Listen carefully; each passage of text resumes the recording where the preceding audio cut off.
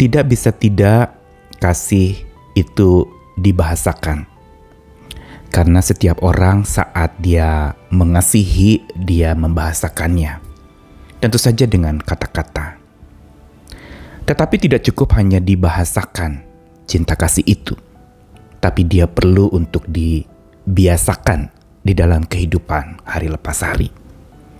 Karena itu dari bahasa menjadi kebiasaan, perlu ada sebuah langkah di mana bahasa yang kita ungkapkan itu bukan sekedar asal bunyi, bukan sekedar tercetus begitu saja, juga bukan sekedar seperti rayuan dengan mengatakan aku mengasihimu, juga bukan kata-kata yang berbunga-bunga dilebih-lebihkan, tampak lebay, dan sesungguhnya bukan kasih yang diungkapkan, hanya seperti bunga-bunga yang indah yang setelah mekar dia layu lagi.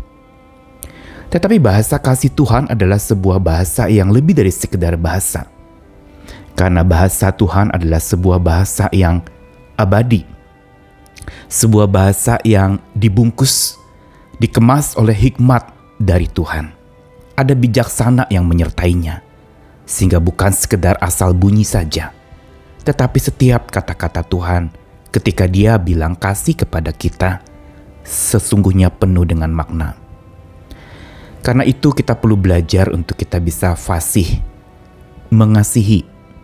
Fasih membahasakan kasih itu dengan penuh cinta kasih yang daripada Tuhan. Saya Nikolas Kurniawan kembali menemani di dalam Sabda Tuhan. Hari ini satu ayat dari 1 Korintus 13 ayat yang pertama. Sekalipun aku dapat berkata-kata dengan semua bahasa manusia dan bahasa malaikat, tapi jika aku tidak mempunyai kasih, aku sama dengan gong yang berkumandang dan canang yang gemerincing. Korintus adalah jemaat yang sebenarnya sedang ribut soal bahasa. Mereka merasa ada kelompok-kelompok yang katanya bisa berbahasa roh dan merasa lebih baik daripada orang-orang yang berbahasa manusia. Dan ini memunculkan arogansi, kesombongan dari kelompok-kelompok yang merasa lebih baik di dalam berbahasa, lebih fasih di dalam berbahasa. Namun semua itu dipatahkan dengan sebuah pesan penting dari Paulus kepada jemaat di Korintus.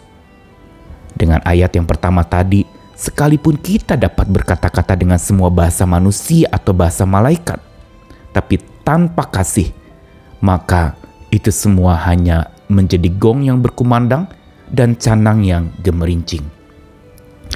Menarik sekali Paulus mengungkapkan sebuah perkataan yang sangat halus bahasanya.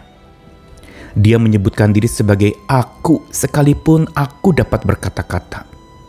Padahal dia tahu bahwa jemaat Korintus itu dipenuhi dengan kesombongan karena bahasa yang mereka kuasai. Tetapi Paulus sama sekali tidak menghakimi mereka. Tapi Paulus membahasakan dirinya bahwa kalau aku bisa bicara semua bahasa, baik manusia maupun bahasa malaikat, tanpa kasih maka itu semua hanya gong yang berkumandang dan canang yang gemerincing. Berarti itu hanya sekali dipukul, gong berkumandang lalu hilang. Atau canang yang gemerincing lalu sudah tidak ada lagi. Gong dan canang adalah dua bunyi-bunyian, berkumandang dan bergemerincing. Tapi itu hanya bunyi tanpa makna. Mungkin ada nadanya, tetapi mau bicara apa selain hanya berbunyi. Namun Paulus ingin mengingatkan bahwa kasih itu diungkapkan lewat bahasa yang bukan sekedar bunyi. Bahasa yang digambarkan oleh Paulus adalah sebuah bahasa sebagai ungkapan rasa yang tanpa kekuatan kasih dan hikmat Tuhan, maka ungkapan rasa itu bisa melukai perasaan orang lain. Dan tanpa hikmat serta kekuatan kasih dari Tuhan, maka bahasa itu hanya sebagai sebuah ungkapan isi hati yang juga bisa melukai hati orang lain. Bikin sakit hati oleh kata-kata kita. Karenanya betapa pentingnya untuk supaya setiap orang memiliki kasih. Dan kasih yang tercantum di sini diungkapkan oleh Paulus adalah sebuah kasih yang bukan sekedar perasaan, tapi sebuah kasih yang lengkap, yaitu kasih agape yang di dalamnya ada kasih yang dari akal budi, kasih yang utuh dan sempurna, bukan saja perasaan tetapi juga mencakup seluruh keberadaan hidup seseorang, tindakannya, perkataannya, perbuatannya, segala apa adanya. Hidup itu sungguh menunjukkan kasih.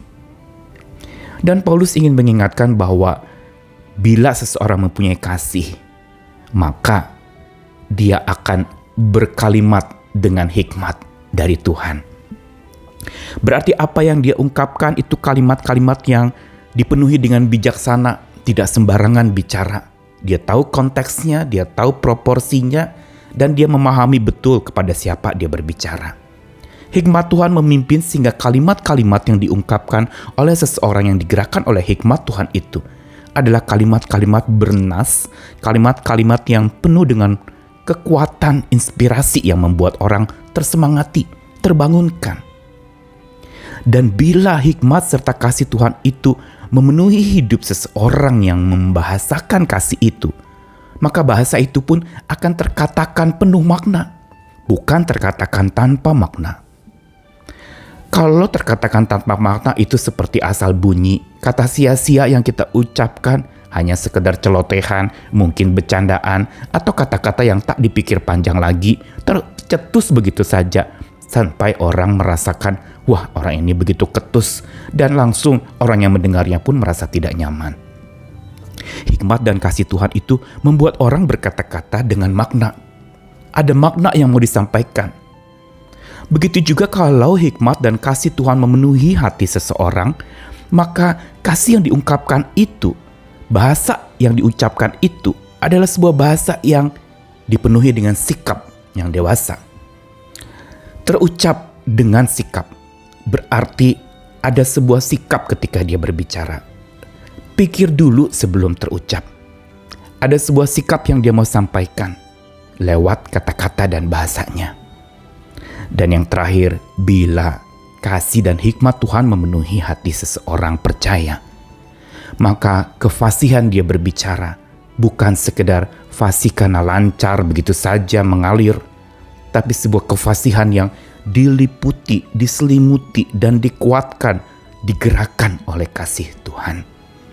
Ini yang menyebabkan setiap kata-kata dan bahasa kasih kita menjadi bermakna, menjadi penuh hikmat, menjadi sebuah pernyataan sikap yang benar, dan juga membuat seseorang yang mendengarkannya menemukan kebenaran dari setiap kata-kata kita. Karena itu apa yang Paulus katakan sebenarnya mengajarkan kita bahwa mengasihi lebih dari sekedar bahasa, tapi sebuah ungkapan rasa yang harusnya membangunkan perasaan orang lain untuk makin dekat dengan Tuhan. Sebuah ungkapan isi hati yang membuat seseorang hatinya makin dekat kepada Tuhan. Karena hidupnya dipenuhi oleh kalimat-kalimat yang penuh hikmat, oleh kata-kata yang penuh makna, oleh ucapan-ucapan yang menyatakan sikap yang dewasa dan penuh percaya kepada Tuhan. Dan kata-kata itu pun diucapkan fasih, penuh dengan kasih. Makin mengalir, makin kasih itu dialirkan, dan orang merasa nyaman dengan kata-kata dan bahasanya. Karenanya kalau kita mendengarkan pujian, lagu yang mengatakan ajarilah aku bahasa kasih-Mu, atau ajarilah aku untuk mengasihi, jangan berhenti belajar. Terus minta Tuhan ajar kita, supaya bahasa kita sungguh adalah sebuah bahasa yang dilingkupi oleh kasih dan hikmat Tuhan, sehingga kita bisa fasih dengan kasih Tuhan. Praktikkan itu dalam kehidupan hari lepas hari. Saat engkau lelah, tunjukkanlah perhatianmu dengan kata-kata yang menguatkan, yang menyemangati lagi. Inilah yang menyebabkan kita hidup bersama di dalam satu tubuh Tuhan yang saling menguatkan dan membentuk sebuah komunitas yang dipenuhi oleh cinta kasih. Selamat memulainya dari diri sendiri dan berjuanglah terus untuk mempraktikkan kasih ini setiap hari dengan hikmat Tuhan yang juga setiap hari kita butuhkan. Selamat mengasihi dengan bijak, selamat selalu berpijak kepada Tuhan, dan tanpa mau pergi meninggalkan kasih Tuhan, kita hidup mempraktikkan pergi menyampaikan kasih Tuhan. Amin.